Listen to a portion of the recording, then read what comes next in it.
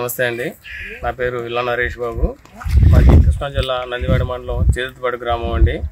మా ఊరు అనుకోకుండా అకాల వర్షాలతో కొంచెం వర్షం బాగా పెరిగిందండి. వర్షం వల్ల ఈ ఫస్ట్ అటు మురుకుడు డ్రైన్ పొంగి ముందల పొలాలు మునిగినాయండి. తర్వాత బుడమేరు కూడా డ్రైన్ వల్ల పొంగి పైన గండ్లు పడి మా ఊరికి వాటర్ వచ్చినాయండి.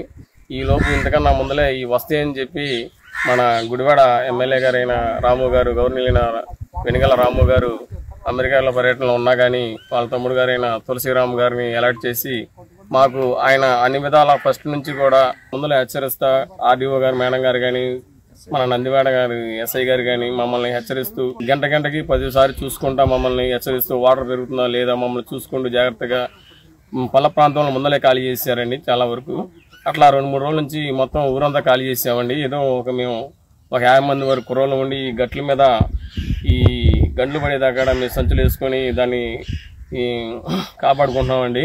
ఈ సహాయసాలు కూడా మొత్తం వెనిగల రాము గారి ఆధ్వర్యంలో జరుగుతుందండి. ఆయన ద్వారా మేము ఆయన పంపించిన మెటీరియల్తో సంచులో వేస్తే మేము మా శ్రమదానం చేసుకొని మేము ఆ కట్టలకి గండ్లు పూడ్చుకోవడం జరిగిందండి. ఊరు కూడా కొంత ఆయన ద్వారాగానే కొంత ఆపుకోగలిగామండి.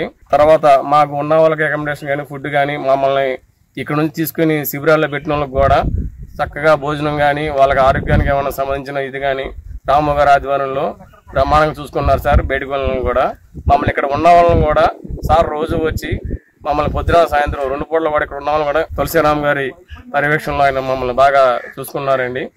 కాకపోతే పెను ప్రమాదం నుంచి మమ్మల్ని హెచ్చరిస్తూ ఈ నందివాడ పోలీసు వారు గారు అయిన ఎస్ఐ గారు కానీ మన గుడివాడ ఆర్డీఓ మేడం గారు కానీ మండల ఎంఆర్ఓ గారు కానీ మమ్మల్ని ప్రతిదినం హెచ్చరిస్తూ మీకు ఇట్లా ఉంది ఇట్లా అని చెప్పి చక్కగా సహాయ సహకారాలు మాకేం కావాలి, మిమ్మల్ని ఎట్లా తరించాలి, మీ ఏంటని చెప్పేసి మాకు వాళ్ళ వల్ల హెచ్చరిస్తూ మేము బోటుల ద్వారా కొంతమంది నిన్న బోటుల ద్వారా కూడా షిఫ్ట్ చేయడం జరిగిందండి. నిన్న అనుకోకుండా మొన్న నైట్ కొంచెం వాటర్ ఎక్కువ వస్తే ఇక మిగతా అంతా కార్యక్రమాలన్నీ బాగానే ఉన్నాయండి. భోజనాల గురించి మాత్రం మమ్మల్ని ఎప్పుడు ఇబ్బంది పెట్టకుండా పొద్దున పూట అల్పాహారం కానీ మధ్యాహ్నం భోజనం కానీ సాయంత్రం భోజనం అయినా సరే 1 అడుగు లేట్ అయినా లేకపోతే 8 అయినా అర్ధరైతేనైనా సరే సారు దగ్గరుండి పొద్దున సాయంత్రం మా ఊరిని మా గ్రామాన్ని చూసుకుంటూ వాళ్ళ పర్యవేక్షణలో మమ్మల్ని బాగా చూసుకుంటున్నారండి.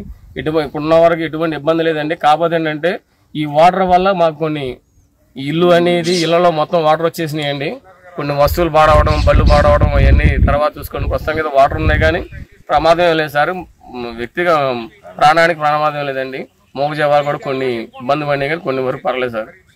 ఇంతవరకు రామగారి ఆధ్వర్యంలో మాకు జరిగింది సార్.